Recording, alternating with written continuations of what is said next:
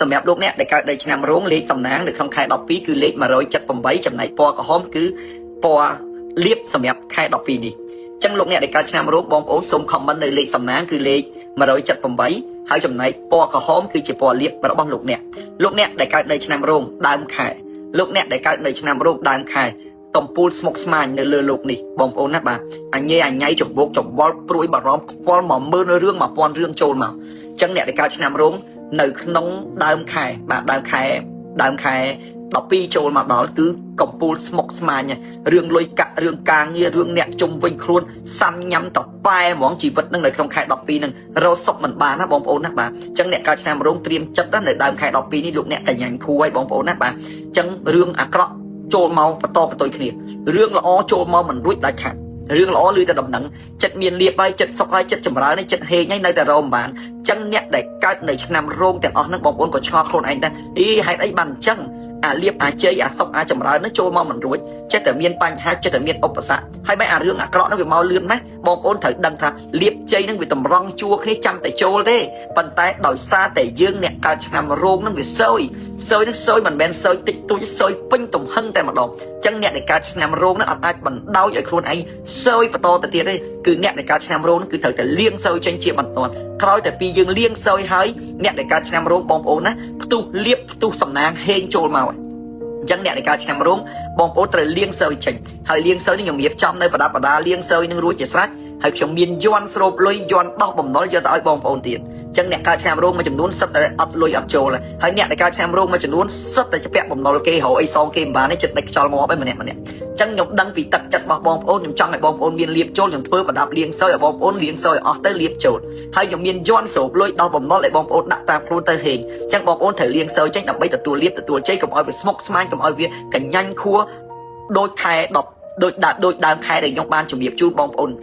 ្ចឹងបងប្អូនត្រូវលាងសើយចេញឲ្យបានគ្រប់គ្នាណាបងប្អូនណាហេងកាក់កោមកវិញឲ្យលែងសើយលែងចង្រៃទៅផ្ទុះលៀបផ្ទុះសំណាងមកវិញហើយអ្នកដែលកើតឆ្នាំរោងដដែលបងប្អូនកូនក្មួយណាបាទពីថ្ងៃទី8ដល់ថ្ងៃទី11អ្នកដែលកើតឆ្នាំរោងត្រូវចាយលុយអស់ច្រើនណាស់អាក្រហើយអាលំបាកហើយអាវេទនាហើយត្រូវតែចំណាយថវិកាចំណាយលុយបានទៅចំណាយលុយទៀតចឹងធៀមខ្លួនណាបងប្អូនណាចាយវាឲ្យមានក្រមចាយវាឲ្យមានកម្រិតចឹងចាប់ពីថ្ងៃទី8ដល់ថ្ងៃទី11ហ្នឹងអ្នកដែលកើតនៅឆ្នាំរោងហ្នឹងគឺត្រូវតែចំណាយលុយច្រើនហើយចំណាយលុយហ្នឹងវាគ្មានលុយទាំងចំណាយទៀតត្រូវរលិចរកាត់រជើងរត្បូងមកចាយទៀតចឹងប្រយ័ត្នប្រយែងឲ្យមែនតើណាបងប្អូនណាអ្នកកើតឆ្នាំរោងហ្នឹងកុំចេះតែ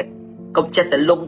ទៅប្រយ័ត្នអស់ទាំងអស់សំបែងចឹងប្រយ័ត្នហើយត្រូវលាងសើចេញជាចាំបាច់ទៅចឹងពីថ្ងៃទី8ដល់ថ្ងៃទី11ហ្នឹងបងប្អូនអ្នកកើតឆ្នាំរោងហ្នឹងគឺត្រូវចាយវាលុយកាក់អស់ច្រើនមែនតើអញ្ចឹងបងប្អូនដឹងខ្លួនឯងច្បាស់ហើយណាបងប្អូនណាបាទអាចរៀងបន្ថយដៃតិចទៅណាបាទឥឡូវនេះរឿងរាសីយើងអត់ល្អទេចាំថ្ងៃណាមួយរាសីយើងល្អចាំយើងនឹងគេហៅថាចាយវាទៅឥឡូវកុំឲ្យចាយវាមិនទាន់ដល់ពេលហួសពេលទេបាទពេលវេលានៅវែងឆ្ងាយណាស់អញ្ចឹងអាចមានបញ្ហាចាយលុយច្រើនហើយខ្ចីលុយគេទៀតលោកអ្នកដែលកើតឆ្នាំរោងពីថ្ងៃ14ដល់ថ្ងៃ16លក់របស់ដាច់បាទលក់របស់ដាច់ណាបងប្អូនណាបាទបានដោះតល់ហើយពីថ្ងៃទី20ពីថ្ងៃ14ដល់ថ្ងៃទី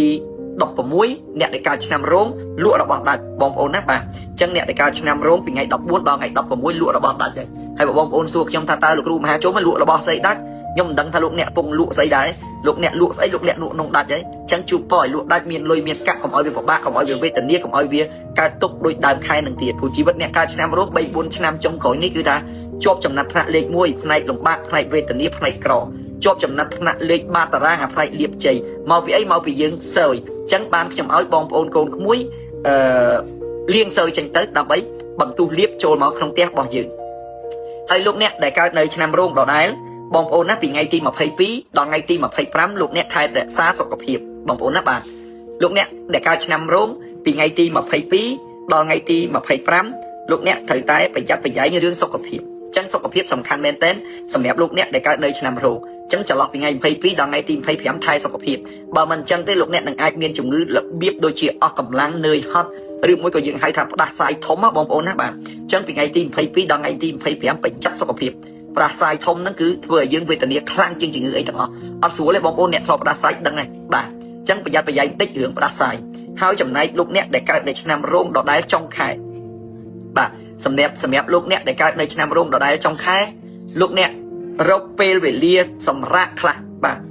រកពេលវេលាសម្រាប់ខ្លះដើម្បីឲ្យខួរក្បាលយើងនឹងវារីករាយដើម្បីឲ្យយើងវាសប្បាយចិត្តដើម្បីឲ្យយើងវាអត់ទុក្ខអស់កង្វល់ដើម្បីយើងនឹងទទួលបានឱកាសការងារថ្មីបាទចឹងអ្នកដែលកើតឆ្នាំរោងនឹងចុងខែ12នឹងលេងយ៉ាងម៉េចក៏ដោយគឺត្រូវឲ្យសម្រាកគឺត្រូវឲ្យលំហែកាយគឺត្រូវឲ្យលំហែអារម្មណ៍ខ្លះយើងនឹងទទួលបាននៅឱកាសការងារថ្មីនៅក្នុងចុងខែ12ឬមួយក៏ចុងឆ្នាំ2025នឹងបាទចឹងអ្នកដែលកើតឆ្នាំរោងគឺត្រូវតែលេងយ៉ាងម៉េចរកពេលរកវេលាដើម្បីសម្រានកាយយ៉ាបន្តិចទៅដើម្បីឲ្យយើងនឹងវាបានសบายចិត្តរីករាយទៅហើយយើងនឹងមានឱកាសនេះផ្លាស់ប្ដូរការងារថ្មីឬមួយក៏មានឱកាសទទួលបាននៅអ្វីដែលថ្មីនៅចុងឆ្នាំក៏ដូចជាចុងខែនេះចឹងសូមជូនពរឲ្យបងប្អូនអ្នកដែលកើតនៅឆ្នាំរោងទាំងអស់ទទួលលាភទទួលជ័យហើយក៏ហេងហើយក៏កាក់កបចម្រើនរុងរឿងបងប្អូនអ្នកដែលកើតឆ្នាំរោងណាបងប្អូនណាបាទនៅក្នុងឆ្នាំ2026បងប្អូនគួរតែរកបន្តោងនេះបងប្អូនណាបាទបងប្អូននេះគឺជាបន្តោងសោបាទនេះគឺជាបន្តោងសោហ៊ុបប៉ែកាត់ឆុងលើករាសីនាំលាភនាំសំណាងចឹងបងប្អូនមានបន្តោងសោនេះយកទៅប្រើប្រាស់គ្រប់គ្នាបងប្អូននឹងហេងបងប្អូននឹងកាក់កបបងប្អូននឹងរីកចម្រើនហើយនេះគឺជា sticker កាត់ឆុងរបស់លោកគ្រូមហាជុំបងប្អូនណាបាទចឹងបងប្អូនជាបន្តោងខ្សែកនេះខ្ញុំថែមជុកជាបន្តោងខ្សែជាបន្តោងសោនេះមួយយើងនឹងមានយ័ន្តនេះមួយអញ្ចឹងខ្ញុំបានរៀបចំជាវសម្រាប់បងប្អូនយកទៅប្រើនៅក្នុងឆ្នាំថ្មីនេះឲ្យមានលាភជ័យមានហេតុអញ្ចឹងយើងមានបន្តោងសោសម្រាប់ដាក់សោឡានសោម៉ូតូហើយយើងមាន sticker នេះសម្រាប់បិទនៅពីក្រោយទូរស័ព្ទ sticker នេះយើងបិទនៅពីក្រោយទូរស័ព្ទដើម្បីនាំលាភដើម្បីនាំសំណាងដើម្បីហេតុអញ្ចឹងបើយើងមានបន្តោងសោនេះមួយយើងមាន sticker នេះមួយដាក់តាមខ្លួនយើងនឹងមានរឿងល្អ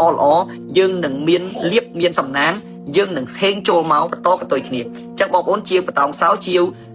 sticker នេះយកទៅបិទគ្រប់គ្នាទៅនឹងមានលាភនឹងមានសំណាងណាខ្ញុំរៀបខ្សែបន្តោងសោហើយនឹងឈុតនេះបាទតែប្រហែលតិចតួចទេអត់ច្រើនទេបងប្អូនណាបាទនេះបងប្អូនយកទៅប្រើទៅហើយអត់មានភ័យរឿងថ្លៃទេគឺអាចយកទៅប្រើបានបាទអញ្ចឹងណាអញ្ចឹងបងប្អូនអាចជាវបានបន្តោងសោហើយនឹង